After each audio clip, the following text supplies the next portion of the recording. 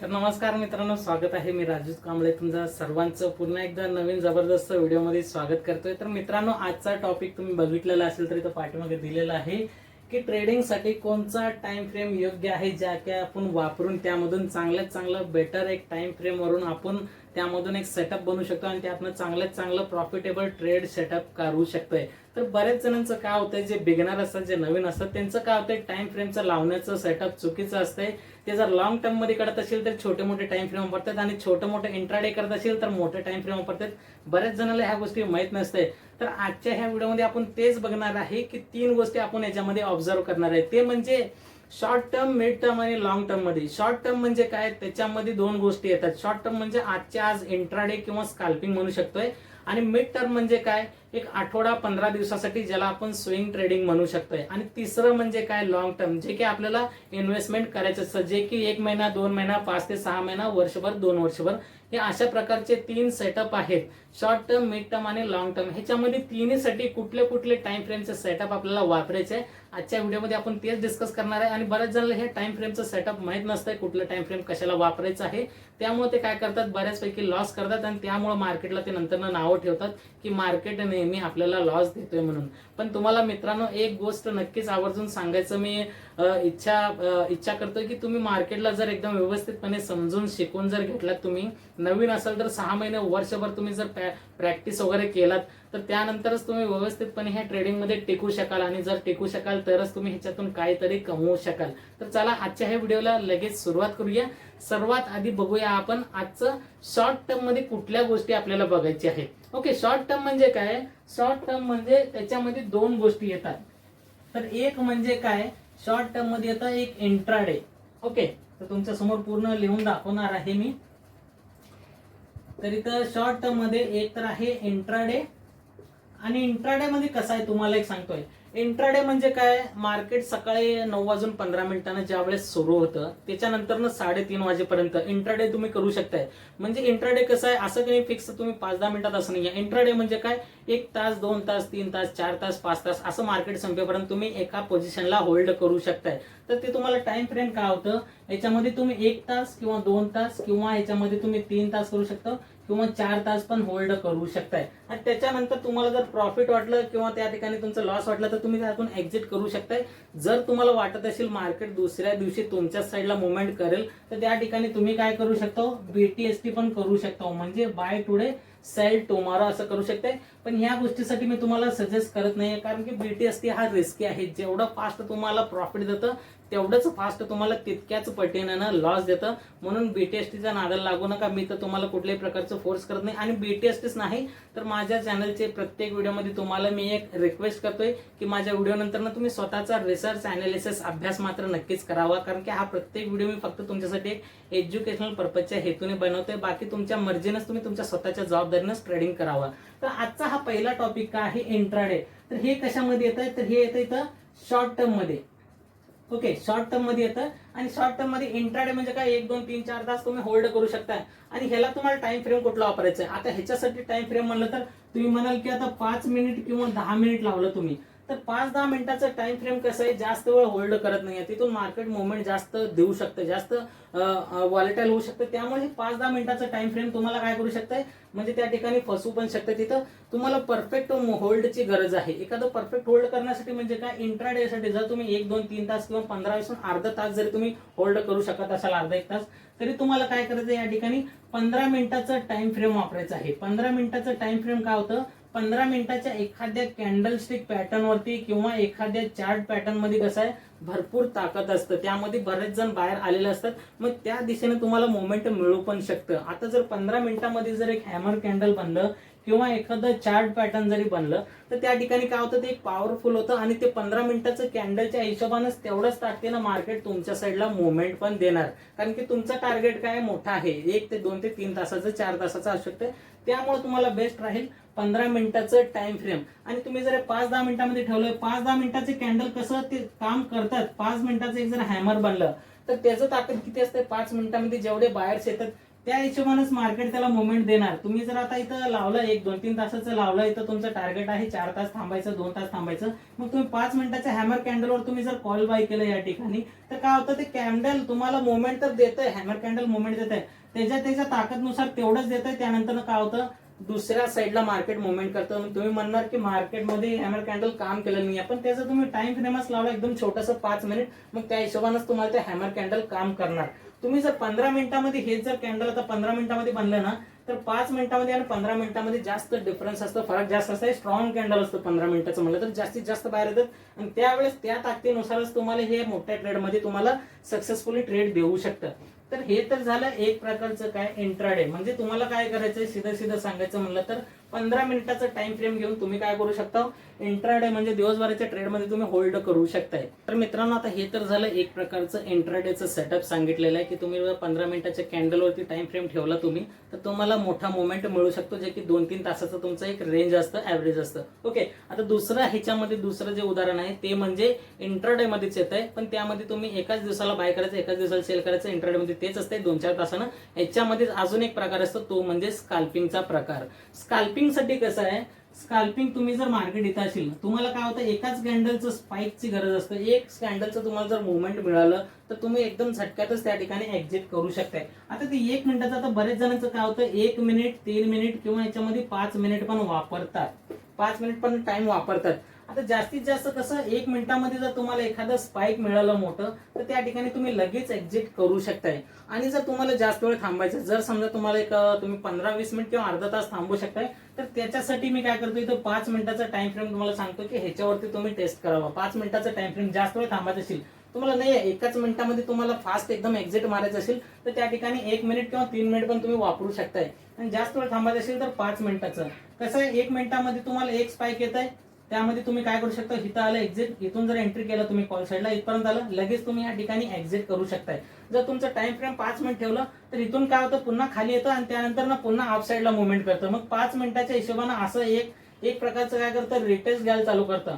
आणि तुम्ही जर अजून ह्याच्यापेक्षा जास्त 15 मिनिटाचा टाइम फ्रेम तुम्हाला जर वापरायची इच्छा असेल, मग तिथून काय होतं, हे डायरेक्ट 15 मिनिटाला वरती जाणार नाही, मग तिथून एक रिटेस्ट घ्यायला येणार, मग तिथून परत अप साईडला करणार, परत 15 मिनिटाच्या टाइम फ्रेमच्या हिशोबाने तुम्हाला हे अशा प्रकारे ट्रेड देणार. म्हणजे जास्तीत जास्त काय होतं, मार्केट फ्लक्च्युएट करत असतं, जसं हायर हाय हायर लोज असं लावत जातं किंवा लोअर हाय लोअर लो लावत जातं. अशा प्रकारचं काय होतं, एक प्रकारचं इथं अप्पर तयार होतं आणि वरून जर खाली पडतं तिथं डाऊन साईडचं अशा प्रकारचं तयार होतं, म्हणजे झिगझॅग पॅटर्न तयार होतं. तर हे एक प्रकारचं काय, तुम्हाला जर फास्ट एकदम मुवमेंट पाहिजे असेल एका मिनिटामध्ये, तर तुम्ही एका मिनिटामध्ये तर टाइम फ्रेम लावू शकता. एकदम क्विकली तुम्हाला एखादं स्पाइक मिळालं तर त्या ठिकाणी त्वरित तुम्ही एक्झिट करू शकताय. आणि दुसरं म्हणजे तुम्हाला जर अर्धा तास वगैरे थांबायचं असेल, 15 मिनिटाच्या वरती अर्धा तासपर्यंत थांबायचं असेल, तर तुम्ही त्या ठिकाणी 5 मिनिटाचं टाइम फ्रेम लावून स्कॅल्पिंग करू शकताय. ओके, तर मित्रांनो, आता हे तर झालं एक पहिलं पार्ट आपलं, जे की आपण शॉर्ट टर्म मध्ये बघितलेलं आहे. त्यामध्ये 2 प्रकार बघितलेले आहे, एक म्हणजे इंट्राडे, 2-4 तासासाठी आपण होल्ड करू शकतो, आणि दुसरं म्हणजे स्कॅल्पिंगचं, ते म्हणजे आपण 1 ते 3 मिनिट 5 मिनिटापर्यंत आपण टाइम फ्रेम लावून त्या ठिकाणी स्कॅल्पिंग करू शकतोय. म्हणजे झटक्यामध्ये तुम्ही त्यातून बाहेर पडू शकता त्यामध्ये. आता दुसरं म्हणजे काय, शॉर्ट टर्म नंतर ना मिड टर्म. मिड टर्म म्हणजे काय, तुम्ही जवळपास एक 10 ते 15 दिवस तुम्ही होल्ड करू शकता, जसं एक्सपायरीच्या हिशोबाने तुम्ही होल्ड करू शकताय. आणि त्याच्यासाठी काय करायचं एक सांगतो मी, त्याच्यासाठी कुठलं टाइम फ्रेम वापरायचं, तर ते सांगायचं म्हणलं तर काय, तुम्हाला जर 10-15 दिवस थांबायचे असतील, तर त्याच्यामध्ये काय होतं, 5-10 मिनिटाचं टाइम फ्रेम लावून चालत नाही. बरेच जण इथं 5-10 मिनिटाचा टाइम फ्रेम लावेल किंवा जास्तीत जास्त 15 मिनिटाचा टाइम फ्रेम लावेल, आणि तुमचा कालावधी किती आहे, 10 ते 15 दिवस. तुमचा कालावधी किती आहे, 10 ते 15 दिवस तुमचा कालावधी आहे की तुम्ही एवढ्या दिवसाला होल्ड करणार म्हणून. तर ह्याच्यामध्ये तुम्ही जर 5-10-15 मिनिट लावलं, तर तुम्हाला काय होईल, ऍक्युरेसी तेवढं येणार नाही. जसं की आत्ताचं एक्झाम्पल तुम्हाला जेवढं लहान टाइम फ्रेमवरचं कॅन्डल राहील, ते तेवढ्या हिशोबाने ते काम करेल, त्याच्यानंतर ते पुन्हा अपोजिट साईडला जाईल. मग तुम्ही जर मोठं टाइम फ्रेम ठेवला, तर तुम्हाला मोठं टार्गेट. आणि हे ह्याच्यामध्ये कसं आहे, मिड टर्म मध्ये तुम्ही 15 स्विंग ट्रेड येत आहे. मिड टर्म मध्ये काय, मिड टर्म मध्ये स्विंग ट्रेडिंग असं म्हणतात त्याला. तर स्विंग ट्रेडिंग मध्ये कसं आहे, तुमचं टार्गेट एक मोठं असतं त्या ठिकाणी, आणि तुमचं एसएल पण मोठं तुम्हाला प्लेस करावं लागेल. टार्गेट मोठा आणि एसएल पण मोठं प्लेस करावं लागेल, आणि त्यासाठी तुम्हाला टाइम फ्रेम पण मोठं तुम्हाला यूज करावं लागेल.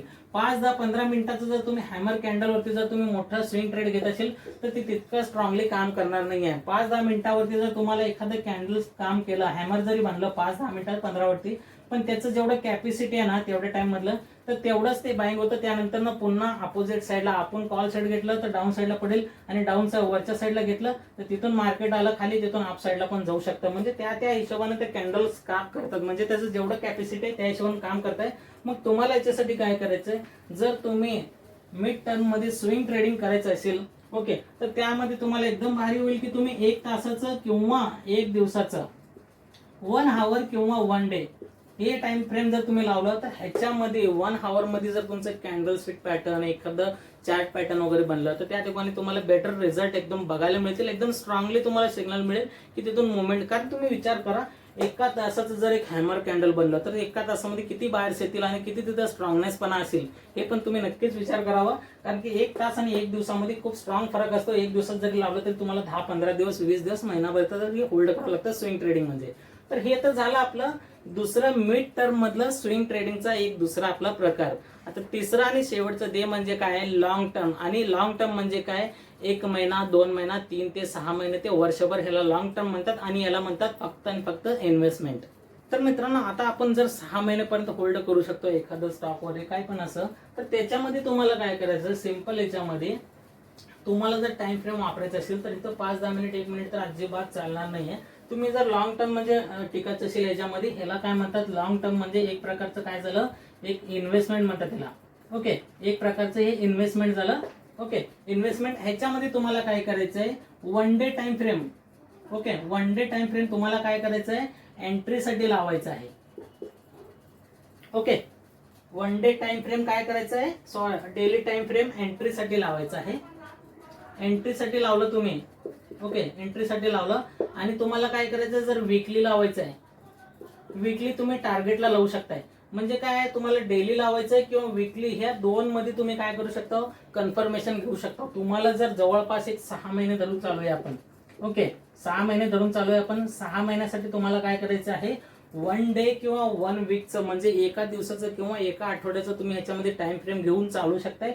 याच्यामध्ये कसं मोठ्यात मोठं आपल्याला मुवमेंट घ्यायचं असतं, त्यामुळे हे टाइम फ्रेम इतकं गरजेचं असतं. तुम्ही जर छोटे मोठे टाइम कॅन्डल्स लावलं तर त्या हिशोबानेच ते काम करणार. आता मी ह्याच्या अगोदर पण सांगितलेलं आहे, ह्याच्यामध्ये पण सेम तसंच. तुमचं टार्गेट वाढलं, तुमचे दिवस वाढले, तुमचं मुवमेंट वाढलं, तर त्या ठिकाणी तुमचं टाइम फ्रेम पण वाढायला पाहिजे. कारण टाइम फ्रेम पण जर नाही वाढलं तर जेवढं टाइम फ्रेम ठेवतात त्याच्या त्या ताकदीनुसारच मार्केटमध्ये ते तुम्हाला रिझल्ट देतील. तर हे झाले पूर्ण प्रकारे 3 प्रकारचे कंडिशन, जसं की आपण बघितलं, शॉर्ट टर्म बघितलं, मिड टर्म बघितलं आणि लॉंग टर्म बघितलेलं आहे. ओके, तिन्हीचं पण उदाहरण तुम्हाला दिलेलं आहे. शेवटी तुम्हाला सांगायचं काय, आता हे बघितलं आपण, ओके, तर शेवटी तर सांगायचं म्हणलं तर काय, आता इथं इंट्राडे साठी सर्वात आधी सांगतो तुम्हाला, हे झालं शॉर्ट टर्म. Okay, 1 minute.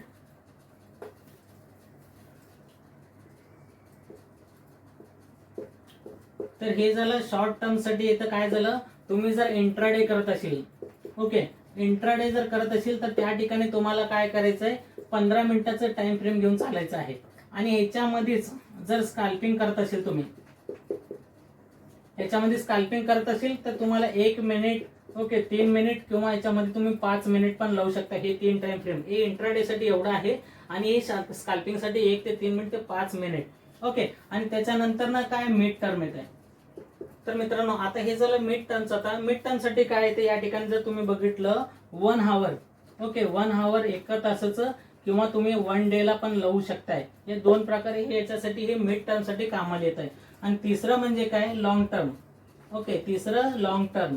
आता लॉंग टर्म साठी काय करायचंय, तुम्हाला 1 डे, ओके, 1 डे किंवा 1 वीक, तुम्हाला अशा प्रकारचं तुम्हाला काय करायचंय, टाइम फ्रेम वापरायचा आहे. तर तिन्हीसाठी एकदम सब्जेक्ट क्लिअर केलेला आहे मी. शॉर्ट टर्म म्हणजे काय, इंट्राडे 15 मिनिटाचं टाइम फ्रेम, स्कॅल्पिंग साठी 1, 3 ते 5 मिनिट तुम्ही होल्ड करू शकता या ठिकाणी. मिड टर्म म्हणजे काय, या ठिकाणी स्विंग ट्रेडिंग पण येतं, 1 आवर किंवा 1 डेचं तुम्ही टाइम फ्रेम वापरू शकताय. आणि तिसरं शेवटचं म्हणजे काय, लॉंग टर्म, जे की आपण इन्व्हेस्टमेंट करतो त्याच्यासाठी आपलं असणार आहे 1 डे किंवा 1 वीकचं. हे सगळं ओव्हरऑल माहितीनंतर तुम्हाला काय करायचं, हे सगळ्या गोष्टीचं प्रॅक्टिस मात्र नक्कीच करायचं आहे. कारण की मी सांगतोय म्हणून मार्केट तुम्हाला हे मुवमेंट देणारच असं काही 100% मी कुठल्याही प्रकारचं भविष्यवाणी करत नाहीये. फक्त माझं जे अंदाज आहे, माझं जे तुम्हाला विचार आहे ते तुमच्या समोर फक्त गायडन्स म्हणून सांगण्याचं काम करत आहे. बाकी याच्यानंतर स्वतःच्या रिसर्च अनालिसिस मात्र तुम्ही नक्कीच करावा. अपेक्षा करतो हा व्हिडिओ तुम्हाला नक्कीच जबरदस्त वाटलेला असेल तर व्हिडिओला लाईक शेअर आणि कॉमेंट करून सांगा कसा वाटला व्हिडिओ।